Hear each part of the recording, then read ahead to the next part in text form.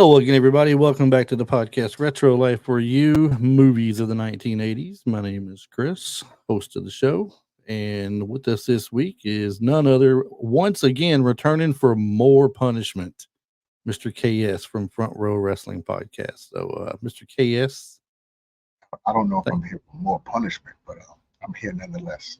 Well, last time you were here, we had to embarrass you with a record breaking amount of people not emailing in to tell us that I was right, that that Die Hard was a Christmas movie and that you were wrong.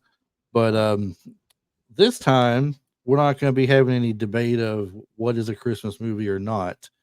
We're just going to talk about how great Eddie Murphy was in the in the new Beverly Hills Cop movie. And normally we don't do this because it's not an 80s flick, but Beverly Hills Cop, the franchise, is pretty much an 80s franchise there.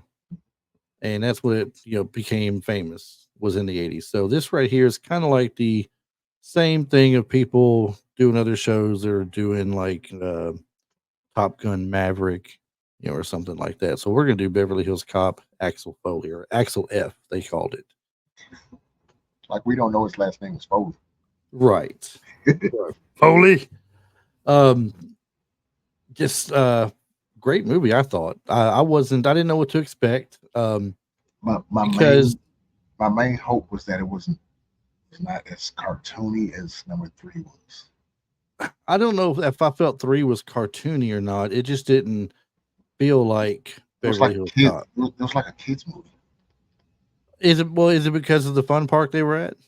It made it feel like a kids movie. Yeah, I mean, also in the third one, he did not.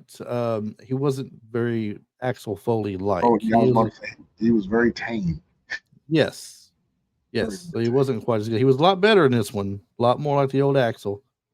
And this movie is 40 years since the first one was released, and 30 years since the last one. So I was 6 years old. I was 6 years old when the first one was released. 6, 7 years old. And 10, 11 years old. Last one. I am old. And I am older. Wow.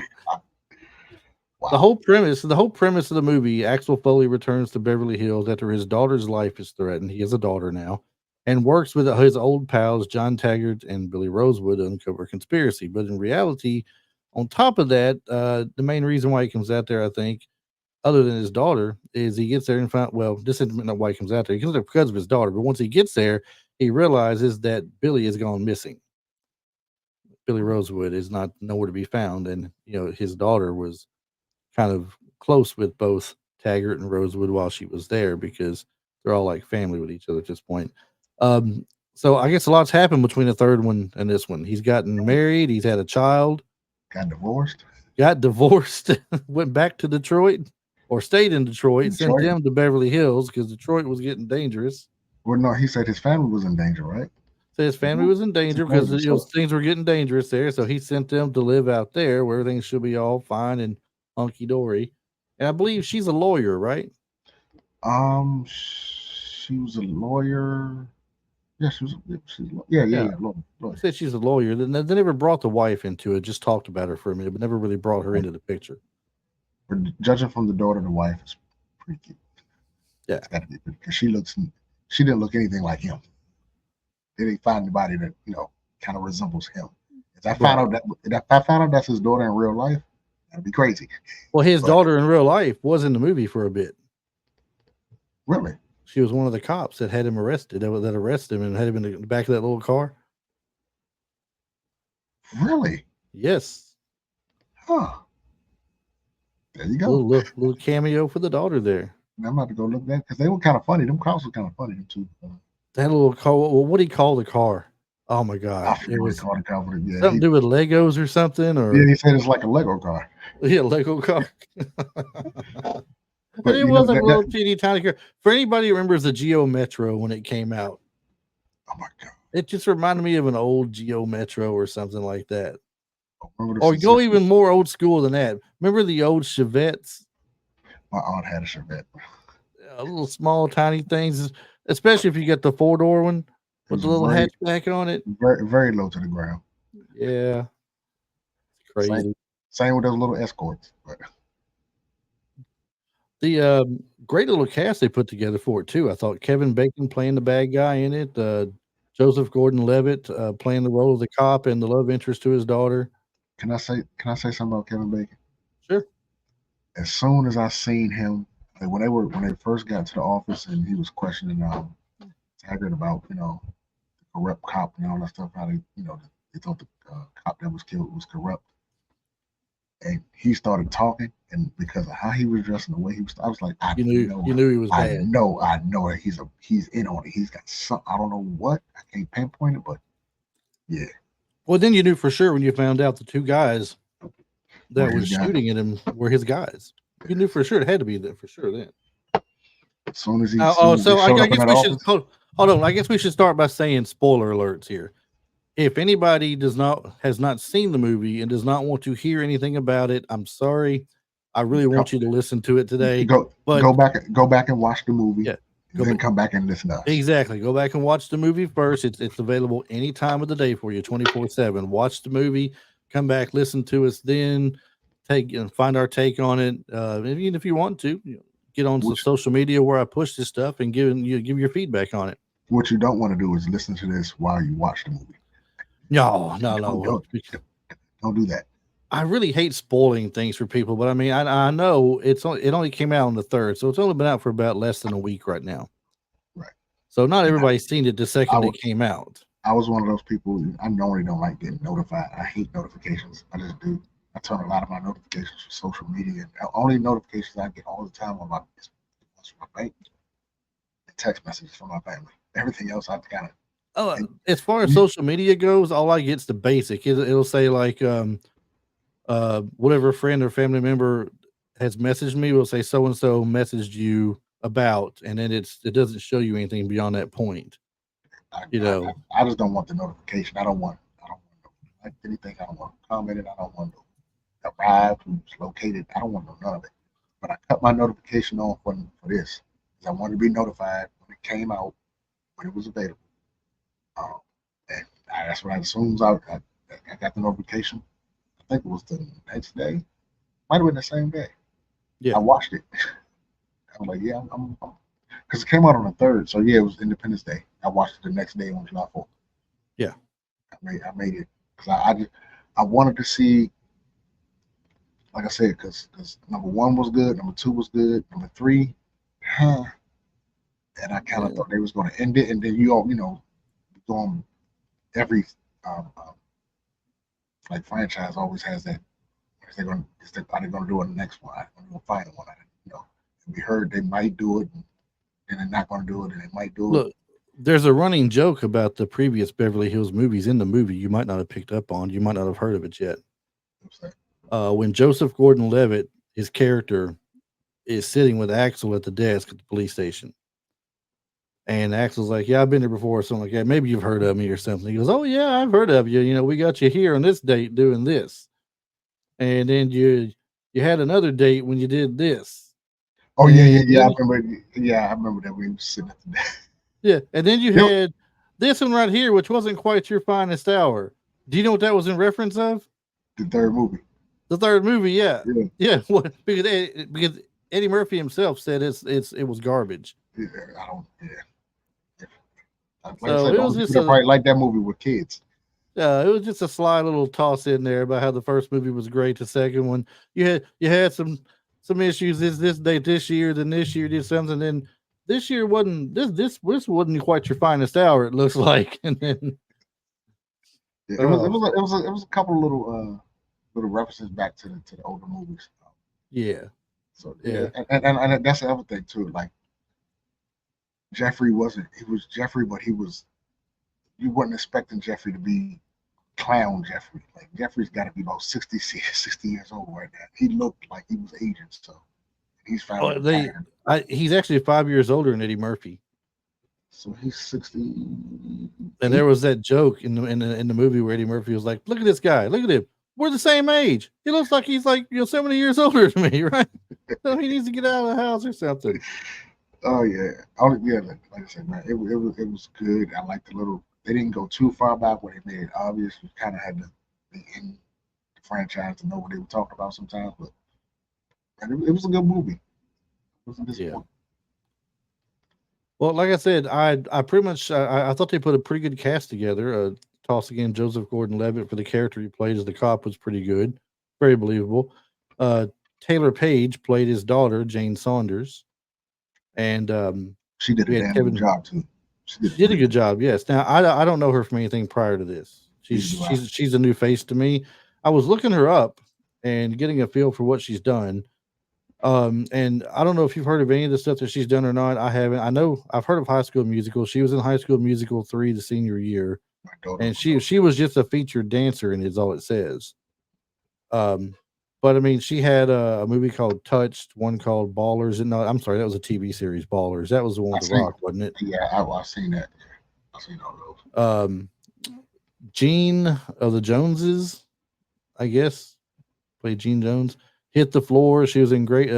Hit the Floor is a TV series. She was in 33 episodes of.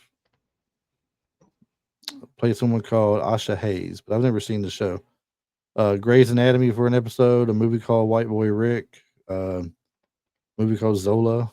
There's Ma Rainey's Black Bottom, Boogie, Sharp Stick, Another Country, Mac and Rita, We Cry Together, Magazine Dreams. Now, The Toxic Avenger in 2023. I didn't know they remade that movie. That's a old cheesy 80s thing. Yeah, I remember that movie. I don't. It was stupid. It was dumb. But you sound so bad about it. It was just dumb. I mean, I invested my time in watching that movie and it was that dumb, you know.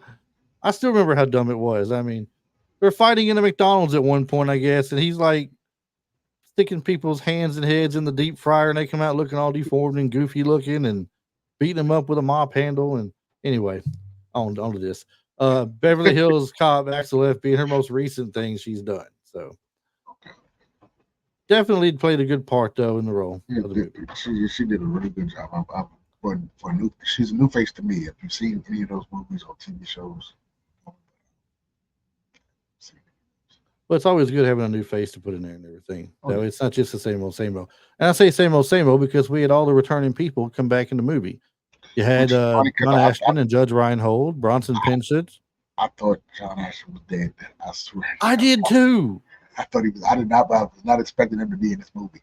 You're not the only one. I seriously thought he had passed away not too long ago, and I must be confusing him with somebody else. Gotta be. I apologize to him and his family. Oh, yeah. I just thought he was gone. Now there was an uncredited appearance in the movie that you might or might not have caught in the beginning of it.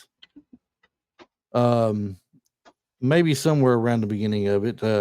It's once he reaches Beverly Hills.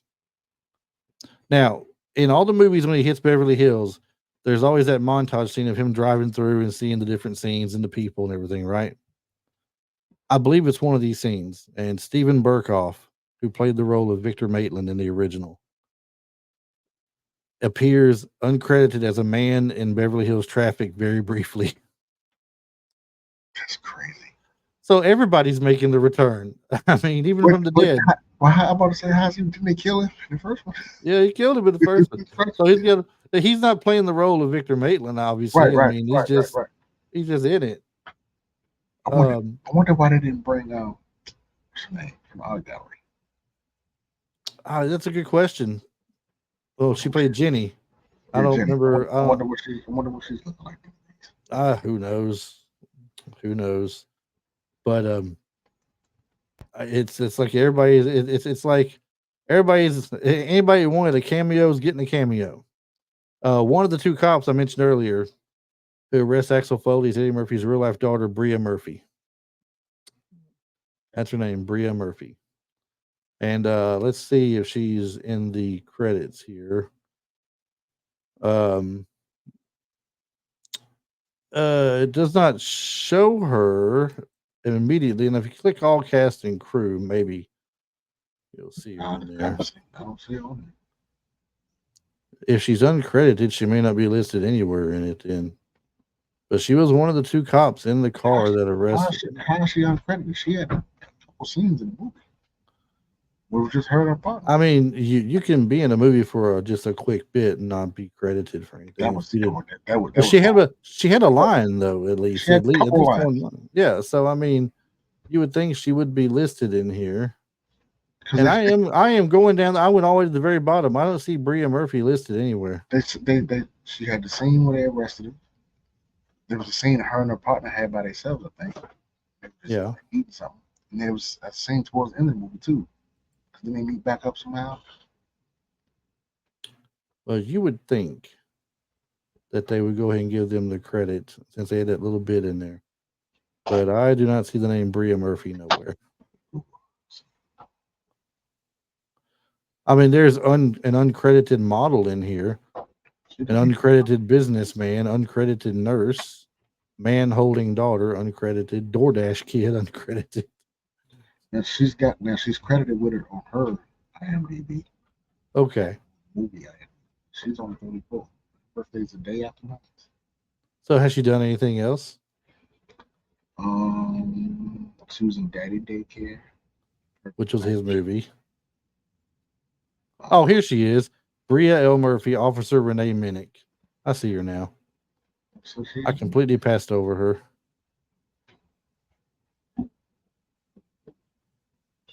looks like it. For those people who are fans of the CW TV network, Mark Pellegrino played the character of Beck, who was one of the people that's one of the henchmen for Kevin Bacon. He was in Supernatural as well as a couple other shows on there, I believe.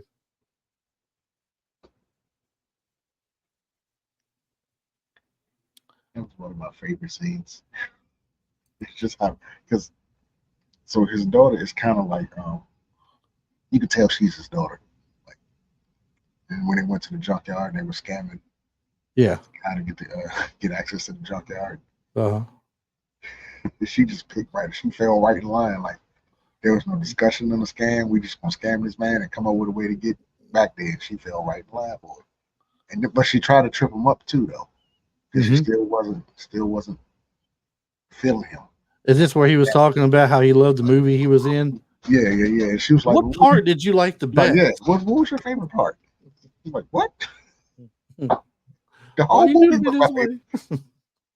but no, she played the part of his daughter because, like I said, that all his mannerisms that you would have thought he would have passed down to his child, she picked him up. So yeah.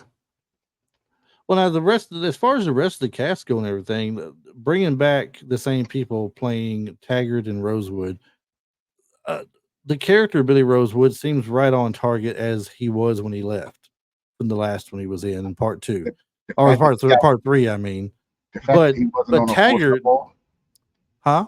The fact that he wasn't on a force no more, like yeah, he went on the force. He opened up a private eye agency or something. It didn't surprise me because I kind of saw it. Like, was it the second one? Yeah, I kind of when we went to his house, the second one, kind of see he was going a little off the edge with his guns and weapons. He had Rambo on the wall, Rambo, Cobra, and all these other stuff. Like, dude's a little off the rails. I have a TikTok video out there from the part from Beverly Hills Cop 2 where they're at the oil fields. And he said, "Jesus, Billy, what's this?" He says, "You can never have enough firepower, Sarge." And he says, "Jesus, Billy, we got to talk." But another ode to the past when they were Taggart finally came out. Was like, okay, so we believe Billy, and they got Billy back. They were hunkered down, having that gunfight. They were in that same spot. Like, remember on the first one they were shooting, just like in the first one. And he's like, and Rose was like, "Oh, what the heck?" And he comes up and holds his badge up. "You're all under arrest, Beverly Hills Police Department." I'm gonna shoot you. Yeah, it was there's a lot of nice throwbacks to the previous ones in it, just enough to give you a giggle. But the movie stands out on its own, though. Really, it does a good job of that. I kind of feel like the data they went from second. This should be number 3. It kind of feels like, because again, number 3, the actual number 3 it did not, outside of the people that were in it. Yeah, no throwback to the first 2, no continuation. No, because in the third one you had no Taggart. John Ashton was not available for it. He wasn't in it. Rosewood, Judge Reinhold was in it, but he was over some kind of division where he had control of so many different departments, and then I guess you say he killed that by bringing them all in on that one thing they did in the movie. Paul Reiser, he's definitely different. He's not the same Jeffrey, where he was just the pushover Jeffrey who's trying to cover for Axel when he's out. He's the actual chief at this point. And in his office, did you notice in his office the picture on the wall? Of him and Axel from back, was it the second one? The former chief. I know. I saw the picture of him and Axel and Jeffrey. It was a picture of them two. I didn't see the one in the post. What's the chief? The black guy. What was his name? Yeah. I can't remember as far as his character name, Todd. Inspector Todd. Gilbert Hill was the guy that played him. But Inspector Todd. Now he passed away in 2016. Okay, yeah, after he was a little old back then. Yeah, he's been gone for a little bit now. But there was a picture on the wall of Gilbert R. Hill that played Inspector Todd. That was a nice little old to him. This is Judge Reinhold's first role in a movie in about a 6.5 year hiatus. He's been nothing he wanted to do. He's been in a lot of good movies. He had, and he's probably just living it out at this point, And then, but what better movie to come back on to be talked into than Beverly Hills Cop, though, and reprising? I don't really think they had to talk him into it. To be honest with you. Probably not, but I mean, just to say, if you had to be talked into coming out of retirement for something, why not that one? He done enough good movies. There's a few what they would call cult classics. So you reach that point where you can just decide what you want to do and not have to do it. That's about right. That's about right. There is a you may not know this, but Bronson Pinchot, at first he had trouble saying Axel, right? Axel. Foley would like a coffee, is what he would say, because he could say Foley, right? When he introduces him to the one that Joseph Gordon-Levitt's playing, he can't say his last name. And I believe his last name was Appleton, wasn't it? Yeah, Appleton. But ain't that Larry Appleton from yes. Yes. Sir, it says Serge struggles to say Sam's last name, Appleton. It's a callback to Perfect Strangers when he was Balky and had a hard time saying cousin Larry's last name, which was Appleton. He would say Appleton.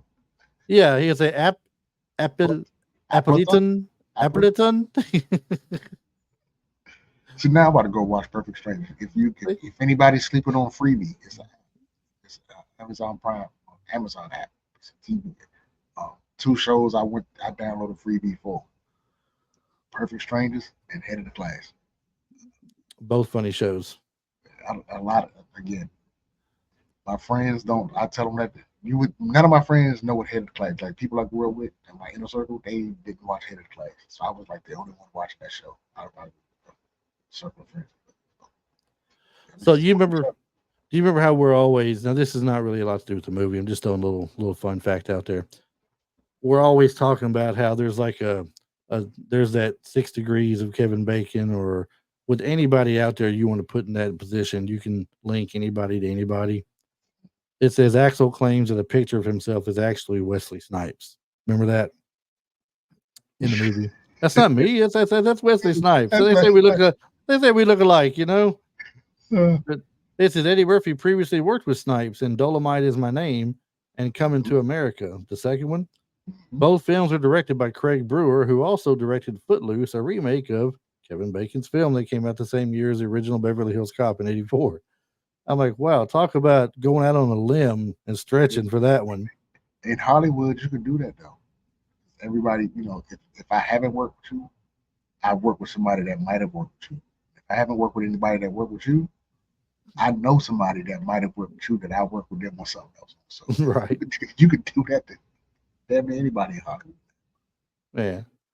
And it says there's more references to Sylvester Stallone's films of the '80s, The Knife of Rambo and First Blood. It's in his, the guy's like, look at this. I think he's Rambo or something. The scene where Axel crashes a truck in the Beverly Hills mansion is very similar to Lincoln Hawk's truck crashing into Mr. Cutler's mansion over the top. Didn't even think about that. No, I didn't put two and two together at all on that one. So anyway, that's just tossing those out there. Back to the cast here for a second. We had Bronson Pinchot back. Kevin Bacon was a great new addition. And like you said, you knew when you saw him start speaking up, you knew he was going to. But you know what, though? As big of a star he is, what he was doing, he had to have a big role anyway in it. And you know, Joseph Gordon Levitt was already playing the good guy part, as the detective. And the other guy was one that was stealing his case or something from him, I think. Here's the thing. Before I saw Kevin Bacon, I thought Joseph was the bad guy, especially with the dynamic because he was dating Eddie Murphy's daughter in the movie. Yeah. Or they used to date. She didn't want to date a cop because of daddy issues. Yeah. Daddy issues. That's what it was, right? Like, I guess. That's what the story she told. She got that daddy issues. I can't remember. Did they play the song Axel Foley in it? I know they played the original opening song. But the Harold Faltermeyer song. I think so. I want to say yeah. Because it wasn't in the third one. The third one can we just not? I'm just saying. I mean, to make the third one look even worse, it was the do you know what everybody loves so much. They played that in the third one. They did play it, but it was cartoonish. Like they made it like a kids movie version of it. Like they remixed it all. I don't even remember it that way, man. I just don't. It sounds like you know how the music when you go to an amusement park, like you go to like whatever amusement park close to you, and you hear that amusement park music. That's what it sounded like. It sounded like that, like circus. Yeah, that's what it sounded like. All right. But I think they did play it in this one. I know I was looking the fact back up. That's why I was asking that question. I don't remember hearing it. It says the second film in the series not to feature a score by Harold Faltermeyer. So maybe they mean that he didn't create anything new for it then. Maybe the song Axel F was in there, but there was no new music. It was like a cartoonish remix for it. That's what it sounds like. I think that's a good thing about Netflix. Like this came out, they got all about it. We're talking funny cameos in the movie. The funniest cameo in the entire movie, and they don't really tell you it's him, but it's insinuated that it's him. They're on the golf course. They crashed a helicopter on the golf course. And lo and behold, who comes up there complaining that they're blocking his hole now? Who was it? Go ahead, say it. It's a Shooter McGavin. Shooter McGavin. It was Christopher McDonald playing. He's up there and he's acting just like Shooter McGavin, dressed like Shooter McGavin. Yeah, they never said his name, but right. But they insinuate it's him, right? It's funny. It says here Christopher McDonald, who played Adam Sandler's nemesis on Happy Gilmore, about a golf tournament, plays a golfer in this movie. Coincidentally, Adam Sandler is making Happy Gilmore 2, where both will be making an appearance. Now, does he mean both? Of course, Adam Sandler is going to make an appearance. It's his movie. Right. Shooter McGavin will make an appearance, or are they saying Shooter McGavin and Eddie Murphy will make an appearance? You can read that two different ways if you want to, I guess. I just want Happy because this will be the second one, right? Just don't disappoint me. And how great is it that Axel Foley has not changed in this movie? When you see him compared to the originals, he still has that jacket. He still has the jacket. He can still fit the jeans, and he's still wearing the Adidas shoes. He's still driving that crappy blue Nova. That girl tells me the first one. Last I see you were driving some crappy blue Chevy Nova. What are you driving these days? Same old crappy blue Nova. Man, I wish Jenny was in this movie. I don't know what she would fit in at though. Really, I mean, she could have been. I don't know. She could have. I don't know. I'm pretty sure they could have came up with a clever way to fit her in there. She was an integral part of the first one. I mean, maybe a cameo with her at the very least. Everybody else got a cameo. Why not her? Yeah, she was one of the good ones. He could have drove by an art gallery with her name on it. You know what? Hey, there you go. That could have been something. Her own art gallery she opened. She didn't have to be there. He could have just, because every open, the first one and the second one, the opening scene is just him driving through Beverly Hills, right? Right. He could have drove by and looked up and seen it and did that little laugh. Kept on going. We'd have all known what that was. Oh God, there was a reference in here of Eddie Murphy talking about in the scene where Eddie Murphy says it's not him in the picture, it's Wesley Snipes. This is from real life when Rick James used to call Eddie and his brother Charlie the Darknesses. Because Rick James believed they were the most dark-skinned actors in Hollywood at the time until Wesley Snipes became mainstream. Have you seen the Chappelle Show? Yes. So you know what I'm I know talking where the darkness, Charlie Murphy. Get over here, Yes. I've seen it. And the boy could hoop, let me tell you. Oh, yeah, when Prince came out there. Yeah. Prince was crossing people up in high heels. Oh, that's great. Oh. But the reference they made to that, though, the tie-in with that, the whole Eddie Murphy is Wesley Snipes, because they say they say we kind of favored because Rick James was like, nope, until he got there, it was y'all. Yeah, oh my gosh. Whoever, I'm gonna go back and watch it. I only seen it once. Yeah, I seen it on July 4th. So I'm gonna go back and watch it again. I am too. Probably, you know what though? It's like every other movie. You watch it the first time, I don't want to say shock value is there, but it's like the ooh and the ah of seeing it is there. But when you go back and watch it again, you see the things you missed that you weren't paying attention to. I don't know if I've seen Friday. And Friday first one, yes. Yeah, first one came out what? 93, 94, something like that. It's been a while. But not till a couple of years ago that it came out that I realized that there was a dude laying in the bed while she was on the phone yelling at him for going out to movies with another girl. I've never seen that dude laying there before. Really? I don't remember it, but he's laying like she's sitting in the bed like, tell me who you went to the show with, and never seen it the whole time. About 3 or 4 years ago, it started going around. And it was a whole dude laying in the bed. Where did he come from? I don't know, but when you mentioned Friday, you know what the first thing comes to most people's mind, I think, is Smokey getting down in Debo's face and you just got knocked the F out. You know what stands out to me is when I hear somebody mention Friday, it's Craig and Smokey on the porch, but the dude who got his grandma's chain ripped off of him by Debo, he's taking off running back to the car, and he's running like Phoebe from Friends. I mean, his arms flailing like this. It looks like as he's running, he's like, so he gonna cry when he get in the car. Yeah, right. My grandmama gave me that chain. That's the first thing. That was great.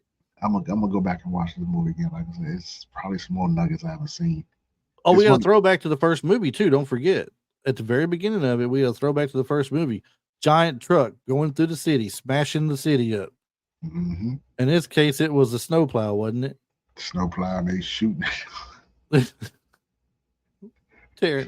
Chasing people on motorcycles or four-wheelers or something. It started with him going to the hockey game. Yeah.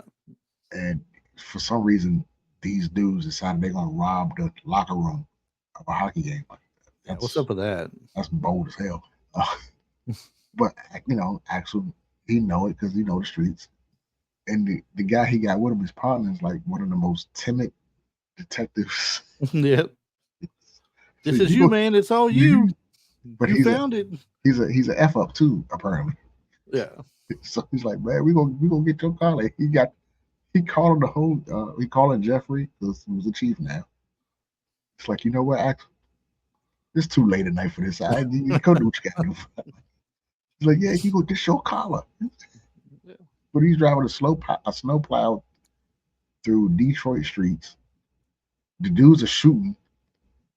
They're hitting a big blade on the snowplow, so I don't know why you wasting your ammo, but yeah, it was just, that was wild. The whole thing. And he walked up in the locker room just bold. Like He's the guy just got traded from like Montreal or something like yeah, that. I'm here. Where's where's so my and stuff? so? Where's Where's my my stuff stuff? at? Where's my gear? I That's just got now here. that's a throw. That's another throwback to the first one when he's in Beverly Hills and he walks across the strip bar. Phil, Is that you? Philip, that's you. You I know, ain't seen you in a long time. Come here, baby. Give me a kiss. he's all drunk and acting all drunk. You changed, Phil. Yeah, you changed, Phil. Why you want to do that? Yeah, there's so many there's so many throwbacks to the first two movies in this. That's one of the reasons why it's good as it is. I'm gonna keep saying it. I wish they had went Beverly Hills Cop 1, Beverly Hills Cop 2, then this one. So I don't I'm not trying to steer the direction off Beverly Hills Cop 4 here, but another franchise from the 80s is also releasing another movie. It's the fifth in their franchise, and I'm wondering just how good it's going to actually be. Like I wondered how good this was going to be. Now this one held up. Now I'm worried about the other one though a little bit. Yeah, because we talking about the fifth one. Yeah, we're talking Lethal Weapon 5. Ooh. And 4 in my 4 was good on its own right, but I mean the characters of Riggs and Murtaugh are just going downhill in the fourth one, and now you're gonna make a fifth one. They already old. Right, they're already way too old for this stuff. Danny Glover should not be fighting crime in the streets at 70 years old. That's like Danny Glover is going to be at the Comic Con I'm going to next week, and he's one of the people I'm going to be going to the table. I'm going to go up there and be like, "Why you put yourself through it for, man? Why you do a Lethal Weapon 5? You know it's not going to be that good. It can't be that good. Why you doing it for?" You know what he's gonna tell you? Because they didn't let me be in the color purple, so I couldn't get that check. So I'll get this check. Yes, I'm gonna get that money while I can. It's gonna bring some money because Lethal Weapon's got a name. People follow the name. But so is it going to be on Netflix or is it? Dude, I don't know. I have not heard that part. I just know that they're making it. And I wonder. I don't even know everybody's going to be in it because Joe Pesci's retired. Will he come out of retirement for it? I mean, Judge Reinhold came out of retirement for this. Maybe Joe Pesci will come out and make a scene or two. You know? Do you really retire as an actor? Do you retire? Sure. You don't take no more acting gigs. You don't do anything else. Yeah, but you could do that if you get. Say who doesn't retire? I tell you who doesn't retire. Morgan Freeman. Morgan Freeman don't know the word retire. He don't know. Everything. He don't age. Him and Samuel L. Jackson. Them two look the same age since I've been alive. And probably in the same amount of movies. Yeah. Samuel L. Jackson, he'll take anything out there. If it pays $25 to appear at one scene and just say one word, he'll do it. Give him my money. My $25. Morgan Freeman's a voiceover of so many things, nature documentaries, movies, all because his good friend Andy Dufresne crawled 500 yards. That's 5 football fields through muck and mud to freedom. Like I said, I hope 4 is I hope it's good, but I don't have much. I mean, not for you said it 5. I hope it's good. I don't have faith. Yeah. What's this? Bye. The only way it's going to hold up and be really good is if they got younger people taking the majority of the big bumps and stuff. Like, say Chris Rock comes back and reprises the role of, they were calling him everything but his name. I think they were calling him Butters most of the time, or maybe Butters was his name. I forget. Yeah, because he's the son-in-law. Right? The son-in-law, yeah, they didn't know. They was keeping it from him until they got to the dentist, and they got that laughing gas going, and that's when it all broke loose. He tells me, he says, "Your baby is gonna have my baby, and your baby, oh baby." I don't know. I hope that I never experienced that. Oh, you will one day. I mean, I want my daughters to have children. I just don't want to find out they have children like that. Be your luck. It would be. Oh my gosh. So we're gonna go ahead and we're not gonna drag this out. It's a great movie and everything. We just want to get here and talk about it and say was what we thought. So while we're talking about it, what's your favorite part of the movie? Um, Favorite part. It's hard to pick one. It is hard to pick because like every again there was not a dull lame part to this movie. It over exceeded my expectations. I try what I did going into it. I try not to get myself hyped up, because I didn't want to be let down. Excuse me. Um, I was like, I'm not gonna have no expectations. I'm not gonna expect anything. I'm not gonna look for anything. I'm just gonna watch the movie. And that's what I did. I watched the movie. Favorite part? I don't know if I have a favorite part. There were a lot of funny parts. Yep. Um, if I had to pick a favorite one, if I have to pick one, I would pick when he was in the bar with the what's the Luis Guzman guy? What was his character name? I forget the character name, but I know what you're talking about though. He was in the guy and he was they were cheering for him. And, yeah.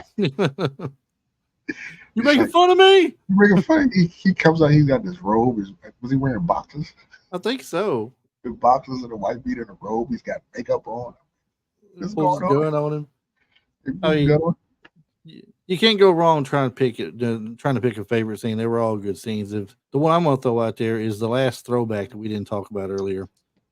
You got Rosewood and Taggart are in the car on stakeout, and you're wondering why they on stakeout, and they're talking, and he's like, Billy, I gotta tell you, I guess I really did, owe you that apology for not having your back and everything, and it's just been, kind of, I guess he's talking about it's been kind of rough outside of work and stuff. And he's like, Sarge, can I ask you a question? He goes, oh no, here we go. No, Billy, how often do you and what was the wife's name? Maureen, Maureen, who we actually saw in this movie. We saw in this movie for the first time. Yeah. How often do you and Maureen make love? Oh my God, Billy, really? Jesus. The next thing you know, Murphy pops into the back seat. You guys are the worst stakeout people ever. Just admit it. His daughter. He's like, we're going to want to go for drinks. Man, I'm like, no. It was going to get a steak. Going to get a steak. Go to steak, and Dagger's like, no, Billy. He goes, oh, come on, Sarge. You know I'm gonna do it. All right, you're right. Let's just go get that steak. And then Foley's like, yeah, it's a good place. Trust me. And then it goes off. And we're all of them left off. Every time he's like, trust me. It's like the calling card of the movie or something. We didn't mention that earlier, so that was a good part. I like that. I thought it ended on a great note. I'm not going to give it a star rating. No, we're not going to give it a Meltzer. We're not going to do that. In the vein of Siskel and Ebert, I'll give it 2 thumbs up.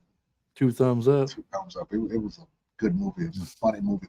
It's not as funny as the first one. The first one was kind of funny. Yeah, but that was just because it was the original. Yeah. But this holds up there with the first and second one. This is up there. Definitely does. If they could have did the first and second one and they just did this one. Yeah. And definitely highly recommended. I mean, even if you sat here and listened to us spoil the movie for you about different parts, you're gonna enjoy the movie when you watch it. Trust me. If you listen to this and then go back and watch it, trust me, you will laugh, be entertained. And you may pick up where you didn't notice the throwbacks now that we brought them up to you. You might be like, oh yeah, that's it. So that is a throwback to that other one, They just put them in there. You don't expect them when they happen. So right. All right. Well, hey, before we get out of here, as always, let everybody know what you do when you ain't here with me. I get a lot of rest, and I get a lot of people telling me how right I am about everything. Okay, that's a lie. What other podcasts do you do though? I do Front Row Wrestling Podcast. Me, myself, Macho Huck, and sometimes the guy over here to the side of me. We talk wrestling.